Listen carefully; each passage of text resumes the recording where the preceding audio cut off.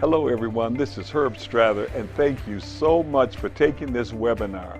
I'm going to show you how to succeed in getting control of the property that you want to finance, joint venture, or otherwise pull out cash and own all or some of it. But the very first thing you have to do is get control of the property, and that's what we're going to go through now. Getting control of the property that allows you to make money. Now, typically speaking, would a seller sign a purchase agreement for $80,000 or $100,000 and they're going to get $50,000 net cash out? I want to ask you, what would you say to such a seller? They would probably say to you, well, you know, if it's worth $80,000 or $100,000, why am I selling it for $50,000? Now, that's a rational question. So what I'm going to do is show you and give you the answer. So let's take and get started on our road to getting control of the real estate. So success, everyone, is right around the corner. We got to get started, and the way you get started is, first of all, you want to do a self-assessment of yourself. You have what it takes. If a little kid like me can make it from Herbert Street, I guarantee you can make it. You got to set goals. So you have a self-assessment workbook and you have a goal-setting workbook. I want you to spend a little quality time and fill it out. Make an appointment with yourself and set aside a few hours to get this done, not while you're just roaming around. Remember, we have 60,000 thoughts a day going through our head, and a goal is not a goal unless it's in writing and you have made it happen. In other words, it's just some thoughts that we have. So we're going to get started now, and the first thing is finding and underwriting the property. And traditionally, you know, you need cash, credit, or collateral in order to buy real estate. That is traditionally what you need. But you know, when I was coming up, I didn't have either. I didn't have any credit, I didn't have any cash, and I didn't have any collateral. But today, we can make these things happen as I did before. You just need a computer, a cell phone, and a car. Now, when I was coming up, there was no computer and no cell phone. Let's get that straight. But there was a phone and there was a car. Today we have some more modern tools and we have internet and all those wonderful things. But beyond everything, you need a commitment, a burning desire, because if you possess a burning desire, you're gonna make it, because you're not gonna let obstacles stop you. No matter what they are, you'll get there. If your car ain't running, you got a bike, you'll use your bike. And if you don't have a bike, you got shoes. You'll walk around your neighborhood and get all the vacant properties and find what you want and make it happen. So a burning desire is what you're gonna need. Now let's start with the art of blitzing. Now what I mean by blitzing is finding properties, principally properties that are off the market, properties that have equity in it, to find the properties. Now there's a lot of online blitzing, I got it. And as you notice, you can do LoopNet, there's Realcom, there's Zillow, sheriff sales, for sale by owner, bank REOs, networking. But the key to all of this is off-market properties. Now, sheriff sales, if I can state, are off-the-market properties because they appear in the legal news, and there's a whole new set of them all the time, and that's a great, great, great place to start. A great place to blitz is the legal news, or riding up and down the street and finding the properties before they're listed, because once they're listed on MLS, well, everybody know about them then, and it also hinder your ability to structure the kind of transaction I'm fixed to show you to make your eyeballs pop out, where you can take and leverage real estate 120%. So the key is getting off-market properties. Now, just we could check out some of the websites that you need when you find these properties. You go up and down the street and you find a property. Now there's LandGrid. LandGrid now should be over the United States. There's Yellow Pages. You can find owners in Yellow Pages. Fast People Search is absolutely fabulous. I like that. They seem to be the most accurate. There's database, your local assessor's office and the building and safety department. The county resources is very, very important. And the state resources. In Michigan is Laura. LARA, if you go there and you can look up an entity, then you can pull the document itself. You could do an entity search. You can pull the document and you can see who signed that document. Sometimes there's a phone number, but at least you got a name and an address, and you could go to Fast People Search and you can find that person. So these are some of the resources from the city, the county, the state, but of course you would have to look it up in the state that you live in, if it's not Michigan, or the county that you live in. So let's see, when you find a deal, you got to what we call underwrite that deal. And what is underwriting about? Well, here's what it's about. First, you got to physically eyeball the property. Now, we're going to use an example of a 4-flat today, because a 4-flat is an income property and is also residential. It has a residential value. It's a little tricky, you know, but instead of starting you off with a 30 unit like I very well can, and maybe I should, because I started with a 20 unit, but I want to start you with a 4 unit because many of you can buy a 4 unit, and especially if you do not own a home yet and you want to buy a real estate parcel or income producing property. It is probably the very, very best thing to buy because you can finance at 96.5% by using FHA, or many of the specialty projects financing models that the lenders have is maybe even 3%. Now, let's go back here and make sure we got it. So we're going to take and look at the property. Then who pays the rent? You want to determine who pays the heat. That is a tremendous question, because heat runs about $1 per square foot a year. You want to see what is the condition of the property. How much money are you going to have to put into the property once you buy it? But get this straight. When you buy a property, you want a fixed up budget to put all the money in right then and fix the property up. Now, cash flow, the property is valued based on the net operating income or the cash flow. Let's say the net operating income is multiplied by 10 to 12 times. That means it's either a 10% cap rate of return or 8% rate of return. So if you take excess dollars and put in for fix-up while you're running the property, that lowers your property value. Put all the money in up front. That's what you want to do. Now you want to see what the unit mix is. How many 2 bedrooms? What are those rents? Are those rents below the market? That's very important if it is. You want to check out the property taxes, the tenants and the title. This is huge. You got to get a physical copy of the property tax bill. The worst thing you can do is to have a property that you purchase and you're all excited about, and all of a sudden the taxes jump. And you say, oh my God. A lot of people may not have considered that, and some people have gotten hurt, and I hope you're not one of them. If you pull the tax bill, it will tell you what the taxable value of the property is. It will also tell you what the uncapped value or the assessed value. That means that when you buy it, that assessed value is you're going to deal with the assessed value unless before you buy it, you go to the assessor's office and you sit down with that assessor with a discussion about the property, and you arrive at a valuation then, and if the rents are lower, that's a much better time to arrive at the valuation than after you buy it. And don't forget, in Michigan anyway, once the property values are set, as determined by the assessor, they can only increase it 5% a year. Remember, that's good. But check out your own county and your own state. What other rules? Can they just increase it at any amount at any time? Is it a fixed amount they can only increase it? So you want to get the comparable rents and the sale prices that properties have sold for. Now, the real estate agents, if you're talking, you can go on Realcom and you can get it very, very easy. It shouldn't be that hard. You could also go on LandGrid. They will tell you the last price that property sold for. There's Zillow is a great place. Although Zillow could be a great friend because they could lag and they can help you sell a deal, especially if they list the value as low. So be careful about Zillow. You want to use them when it's to your advantage.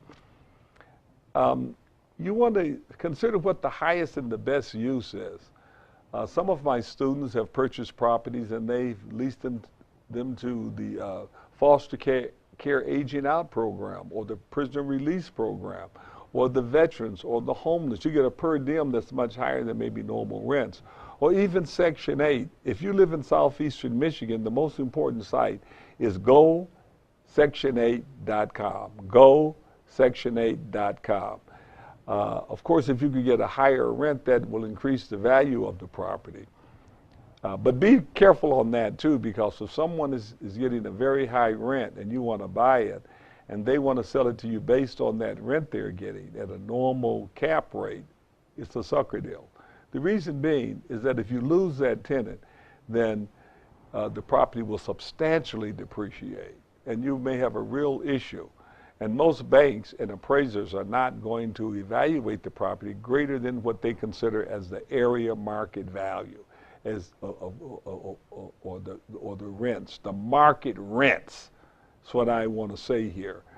You want to buy it based on the market rents, but you would like to enhance the cash flow through special uses. And then you may want to check out the seller too. You know, the seller is important. Check the seller out. Check out the court filings. That is extremely important. And you can go on public record in Southeast Michigan, it's 36th District Court. If you know the seller's name, you can very well go in and find out, have there been court filings. That's not a very, very difficult thing to do. So let us go. Let's run the numbers. Before you run numbers, first, you got to determine what you want to accomplish. Are you buying this property as for an acquisition to hold? Do you want to take cash out of this property at closing? Do you want to leverage it, or do you want cash flow? Now, if you provide the maximum leverage, that means you borrow the maximum amount that you can convince an appraiser to appraise the property and the lender to lend, then you may have a very small cash flow, especially in the area of a 4-unit, for the simple reason that 4-unit leans high and heavy on what the residential values are, and the income approach is secondary because it's still a residential property, but you get a little mix of both. It's a little tricky. If a 4-flat is in an area with very high residential values, you maybe can leverage it and end up using 100% of what those current rents are, which means you have to increase it later. But what do you want to do? You want to pull cash, or you want to buy it low and flip it? Then there's another performer that we have, and that performer is really for a flipping performer. And those of you who join me, and you go to Student Corner and you pull up the resources we have under performer, there's a tab for flipping, but today we're dealing with a performer for income property that you can keep and hold and acquire. And if you want to wholesale, that's the same as flipping. You know, you're not going to put any money in it. You're not going to spend as much money. You're going to buy it and find a buyer just like it is. And that's a smart move often. Okay, then you want to determine what your acquisition approach is. Do you have somebody that's going to joint venture the deal with you? Like if you found a great deal and you brought it to me, we could structure together. I'd be happy to use my balance sheet to help you acquire the property if you're a student of mine, for sure. And if I know you, relationships are very, very important. And I like to get to know the people that I invest with. But you may have your parents, your relatives, or your best friend, or a business partner, or a colleague, someone that have a balance sheet. You don't have to have the balance sheet. You have to have the skills to be able to structure the transaction and offer them an attractive proposition. Does that make sense? So determine the acquisition approach. Is it going to be a gift sale? Now, a gift sale approach, we're going to get into the details of a gift sale, but a gift sale, look it up, Internal Revenue Code 170. That's your homework. Look up what a gift sale is. And it is part gift and it's part donation. You need to form a 501c3 to do such a thing. And by the way, we can help you do that. Don't spend a lot of money. We could get it done for under $500, and you could get it in 3 weeks. Now, a joint venture, that's joint venture with someone that do have the loot, do have the credit, the balance sheet, and you got the skills. Uh, you might contribute the purchase agreement. They contribute their financial strength, and you all joint venture the project. Now, let's say that your credit is challenged, and you're concerned about being a part of the joint venture because there's a credit issue. And if you own 20% or more of the project, don't forget, you've got to sign the note. But let's say that you do not want to sign the note, or you are not quite ready to sign the note, then you can do what we call a participating promissory note. Now, we're going to get into great details on these things in the future, but you can essentially have a note on the property, and it's not on the real estate. It is secured by an assignment of the membership interest in the LLC. The lender doesn't necessarily know about it, and they don't necessarily care about it. But you could split the cash flow. It may be a 50-50, a 30-70 cash flow, and the cash flow can be from all sources all the way up through resale. So you really essentially own some of the property because you get the economic benefits from the day it's purchased to the day that it's sold. And you don't have to pay any taxes unless you get a distributable cash flow. There may be a 401 you're going to use. In that case, you may be paying cash for it, or you may be you may be loaning a colleague or a joint venture partner the money under a note, and they facilitate the transaction. And you got to check with your 401 provider how much you can do, because you can't bump heads. But some of the 401 providers allows you to joint venture as long as there's arm's length agreements and a very specific position. But you can joint venture your 401k with someone. Mortgage, are you just going to put a mortgage on it and buy it straight out with a mortgage? That's possible. Now, there's 10 ways to do this, and that's pretty specific, how to do it, and there's great details. What we want to do is to show you how to take control of the property first. So now, let's run the numbers. When you get ready to run the numbers, you may run 3 sets of numbers. You may really run the numbers yourself to see what those operating expenses are. For example, you may put in 8% management fee. You might put a 10% vacancy and collection fee in. Well, it depends how challenging it is. You think it's going to be for you to collect the rent. It may be 5%, or it may run 10%. But for the purposes of financing with the bank, you might use 5% anyway, because it increased the net operating income.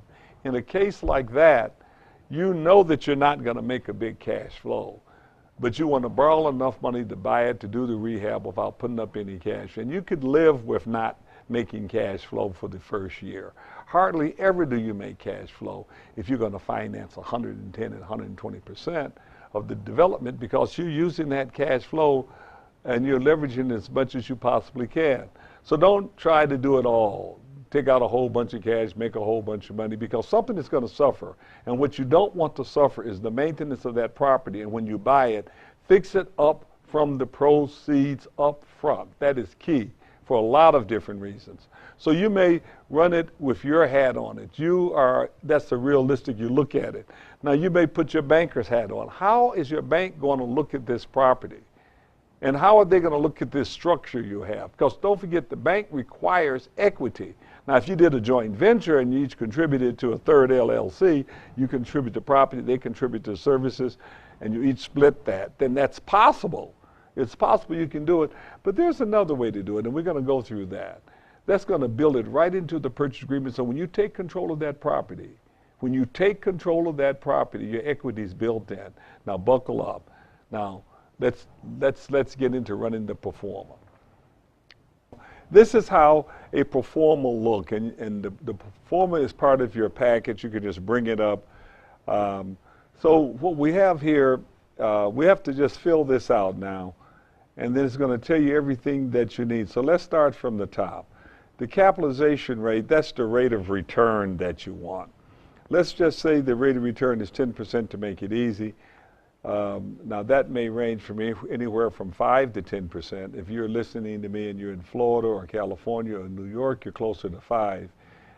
Somewhere around the mid-United States, it may be running around 8. But in Detroit, Certain areas are 5 because they're on fire, like downtown, but the neighborhoods have tremendous value, and you can really get a 10% rate of return. And that's a wonderful thing when financing rates are much lower. So 10%, let's put 4 units here. I've kind of had this filled out already. Vacancy and collections, let's make it a 7%. That would make a lot of sense.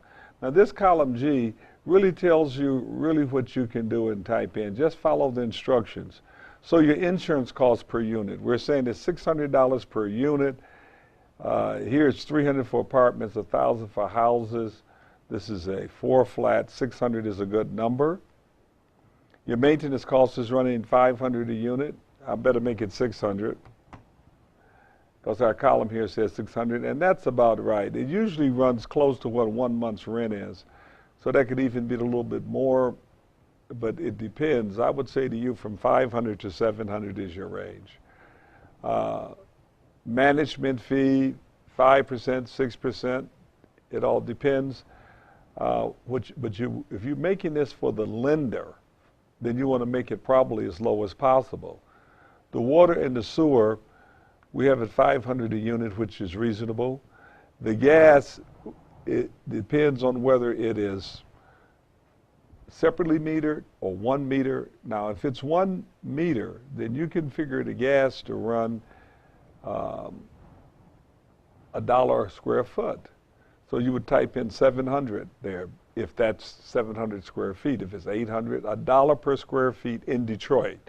You could check and see what it is in your area.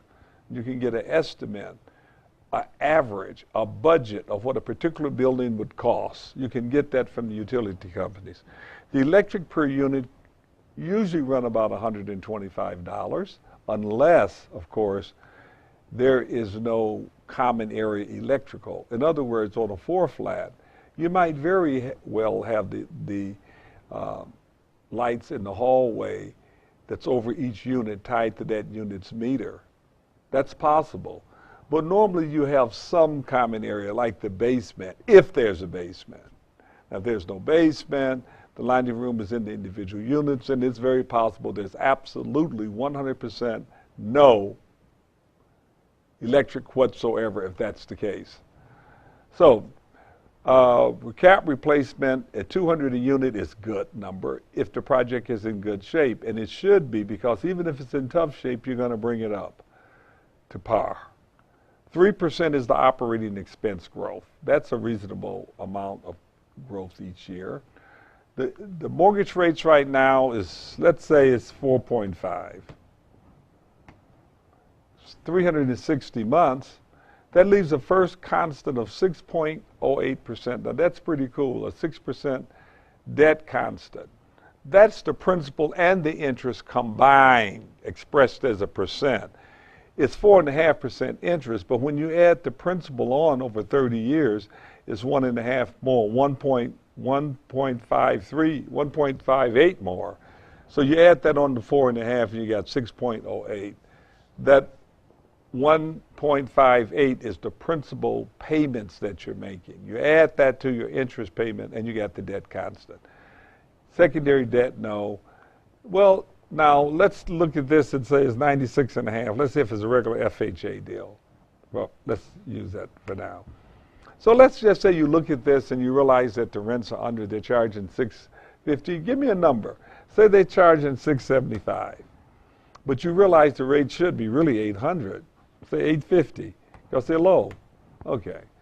Now you got something, because you got this serious appreciation in value. Now, so at $675, it's $32,000 a year. At $850, it's $40. That's a tremendous difference in valuation. So here you got year 1, year 2. Now, you may not get to the 40 in year 2. So you may want to change this and say market, at market, at market, at market. Okay. Other income is like laundry income, late fees. If you have a 4 flat and you have a laundry facility 1 in the building, then you certainly will put in 3.5%. But how about if you don't? I would be a little careful And you can change this now. Here I have 2.5%. We could keep it at 2.5. Let's just make it, let's say that they're individual laundry facilities. So we make this 1%, and that means that everybody pay you, but you may lose a little money. Now, you may make a little money. Excuse me, not lose a little. You make a little bit for maybe a few late fees or something miscellaneous. But it's really late fees and laundry income. So these two add together, that's your gross income, your vacancy factor, which is a product of, right here, you had 7%. So that is automatically calculates. So you got $30,000 as your effective gross income. Now this property tax, you get this off the property tax bill, and as we discussed, you need to know is it going to be uncapped? What is it going to be going forward? It runs usually around 30%. It lags a little bit, but let's say this is $2,500. This adjusts at 5% automatically. Everything just 3% mostly, but the property taxes do go up a little bit higher. We have $2,400 here. We have 3%. It's $2,462. That's property insurance under maintenance. It's $2,400 to $600 a unit, as you recall. Payroll and taxes, you really don't have that much. But let's say if you gave somebody $100 a month to keep the shovel, but typically payroll and taxes is 10 to 15% of the gross. But what is it? Maybe you're going to do it. Now don't forget, you're going to live here too. Now, I put in 4 rents, not 3. So that's assuming you're going to pay rent too. But we understand that you're not going to pay yourself. But assuming for the purposes of this, we want to show you what a 4-unit looks like, okay? We want to show you what the 4-unit looks like, but we also want to finance at 96.5% because you could buy it FHA. You could live into it a few years and move out. Now you got you a 4-unit that was leveraged to pull cash out. I'm going to show you how to buy it without having to put up cash. And then once you live in it, you have to live in it. Now you must, there's no option. Now, I guess if your kid is around, you can make them live in it. You know, if you want to get them out of the house, get them a 4-flat or help them get one. How's that? So let's go over this now. Your property management fee, we got at 5%. Your water is a couple $1,000. That's $400 per unit per year. Your gas is 0. Your electric is $125 because we're assuming that there's common area. And don't forget that laundry income burns up a lot of electrical. Don't forget that. And while we're at it, how many hot water tanks is it? If it's 4 hot water tanks, and usually in most 4 flats it is, you're in good shape. But if it's only 1 hot water tank, then you got to put money up there. And if it's 1 hot water tank, you're going to put up $250 a unit. That would be a $1,000 difference. So it's very important. Your normal capital improvements is $200 a unit. That's $800. So you got legal, administrative, marketing, other. You got $1,382. So you got $16,612 a year. Now, me, see this little 612. I like to round numbers off. You don't have to do this. But if I wanted to make it 16,005, I'll take the 112 and add it here. So I take 212. Now, that's probably true, but let's see, there could be some sense behind it. 211, I don't want to get in that, but 211.65, how's that? Oops. 211.65. There we go, 16,005. That's pretty cool. We'll just leave it like that. You don't have to round it off. It's a little thing I like to do. I like to kind of round the numbers off. And if I'm going to do it, I'll do it here too. Okay. So first of all, if you do it on the other, zero out others so you know what you're rounding off. 23, so I'm rounding off $315. See if there's any sense in there. 315, what is it, you all? Tell me now, 315.268. Okay, that's 23,005. That's pretty cool. Let's just say that's the number. So I got 2 even little round numbers. Look, your most important number, now determine your price to seller. So let's go down here. This helps it. We know that market value at closing based on the cap rate is either 165 to 235. So the seller, say if the seller, you can argue the point, it's 165. So the seller says, okay, they'll make the deal. Now let me tell you, this is a very important point here. And we can go back to our magic number on our, the magic question. Let's just figure it out first. You got 165, and say if you're going to give the seller the 165, but it's worth 235. So let's put this at 215. You got to get an appraiser to go along with this, but the good news is the appraiser normally goes along with the market rents, not the current rents, the market rents. So here you got a great shot. Although you're buying it from the homeowner based on current rents, you're going to take and finance it based on market rate rents. That's pretty cool. Now, there's a little play in negotiations in there, and some lenders will give more buyers more leeway than they will others. So at the end of the day, this 215 and this is going to equal together. So the seller wants their 165. Let's just give it to them because you have a magic question for them. Now you have closing costs. The closing costs may run 6%. I have 10 grand flat. But let's just put it in here. Those of you who know Excel say plus 0.06 times the sales price. So say if 12,900 is the closing cost. That's fair enough. Now, your retail repairs, you can essentially make the seller responsible for the repairs, but the seller can give you the credit, or better yet, a contractor. Not the seller's contractor necessarily. It could be your contractor. It could be your cousin. You know what I mean? And you and your cousin can work on it together, and yes, you can keep the profits. You're entitled to make profits. So let's just say, at the end of the day, this is 215. So you know that you need a little money in here.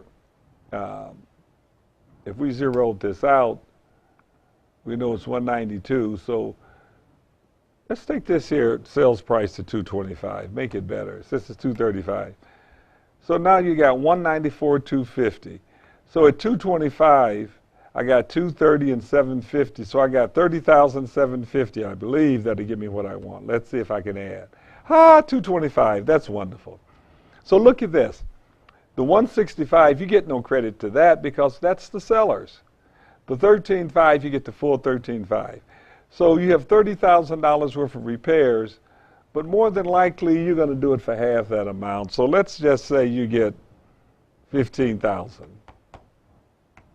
You do your own painting. You do your own work. You and your cousin. And your fees, this is brokerage for a guy like me. Let's say that you don't get any credit for that because I sold it to you or you sold it to yourself. Now, wait a minute, though. I am talking, we'll do it two ways. Let's do it where you are. Let's do it if you're not the broker for starting off. Because you may have to share some of it with your agent. You may be an agent, you may have to share some with your broker. So let's just say plus this amount times 0.70. See if the broker give you 70%. So you get 11,000. You got almost 40,000 credit. So what do you need? You got a $217,000 mortgage, right? So your down payment, your closing costs is 13.5. Now the reason that I'm only putting this is the mortgage. You got 3.5% down. You got 6% closing costs, which is 13.5. When we took it to 225, that 6% pushed this number from 12.9 to 13.5. So it's 21,000 you need, but how much you got? You got 39,000. 39,000. That means you pull out $18,000. Now, are you going to go broke? Let's just go over this again first. It says you get 18, so it's 217. Is what your mortgage is. You're paying the seller 165, right? 15,750 is your renovation. Your closing is 13,005, and there's 194,000. Now we have to put the professional fees in here, and the professional fees is the difference here. You get 30% of the 15. The professional fees, you have to pay the broker the difference. So I would say you can add it up separately, or I'll say plus 0.3, that's 30% time this number, if you recall. Where is the commission? There we go. Because don't forget, you're getting 70%, your broker's getting 30. Hope this is not too complicated. It should be 18,150. 18,150. 18,150 is what you get out. 18,150. Now, let me talk to you about this. The question is, who in the world is going to take and sign a purchase agreement for 165 and you have 225? Well, here's the argument. The question is, give them something they can't say no to, Herb. So, hi, I'm Hert Strather, or whoever you are when you're meeting with the seller. First, disarm the seller. Let's go back to our PowerPoint and let's talk about what we're going to do. The first thing we want to be able to do is to disarm the seller. Presentation, establish the right relationship. Get a green light first. Disarm them, that's establishing a relationship. Hey, don't we know each other? You know, oh, you have a beautiful house. Or talk about the property. You got a really nice property. I'm sure you're very, very proud of it. In Detroit, our argument is relatively easy. You know, these property values are worth a lot more, you know, psychologically depressed. The appraisers won't give us our value. You know, so what we try to do as brokers here, we try to lift the property values up, because every time there's a sale, you know, then it gets recorded and that compounds the problem. So what we've been trying to do is get the value as high as that we can. So we like to include improvements, closing costs, everything inside possible, so that we can push the value up. So after we close, we're gonna, I mean, if we bought something for 100 grand and we put 20,000 in to fix it, our real cost is 120. So why not put that 120 in? And if we got closing costs of 10, put that in there. So the real question, Mr. Seller, I'm asking you a question. Do you care how we do this deal, as long as I get you your number? That's the magic question. Practice it. Mr. Seller, do you care how I do this deal, as long as I get you your number? You could give them some preliminary discussion and a rationale. It makes sense what you're talking about. And no matter what the appraisal come back for, I just get a credit for that, and we're going to record the deed under this number.